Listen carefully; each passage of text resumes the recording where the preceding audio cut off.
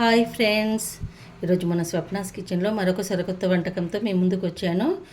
బీరకాయ పొట్టు పచ్చడి అండి చేసుకోవచ్చు.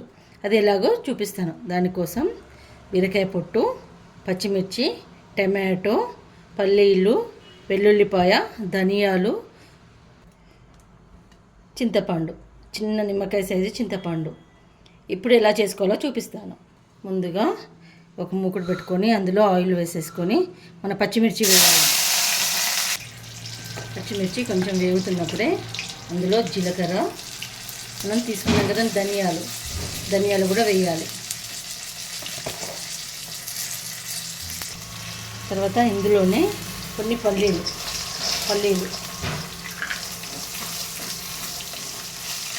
అంటే లేకపోతే ధనియాలు ఊరికైనా మాడిపో.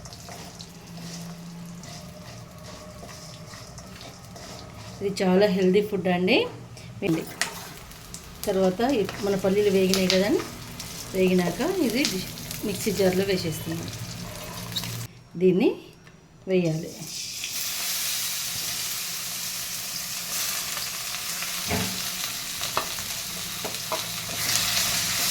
ఇది మెత్తగా ఉడకాలండి, టైం పడుతుంది.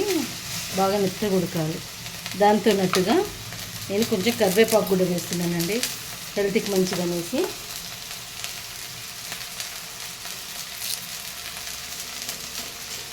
ఇవి రెండు కలిపి మూత పెట్టి ఒక 10 నిమిషాలు వేగించాలి. మన బీరకాయ పొట్టు మంచిగా వేగిందండి. ఇప్పుడు ఇవి తీసి మనం మిక్సీ జార్లో వేసుకోవాలి.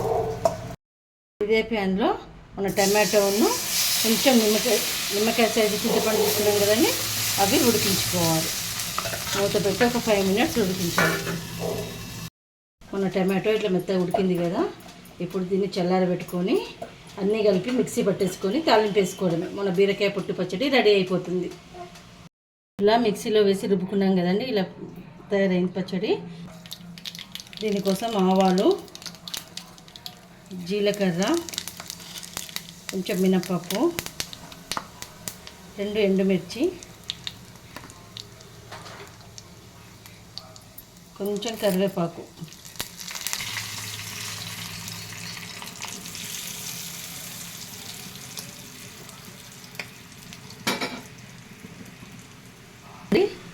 మన పచ్చడి రెడీ అయిపోయింది.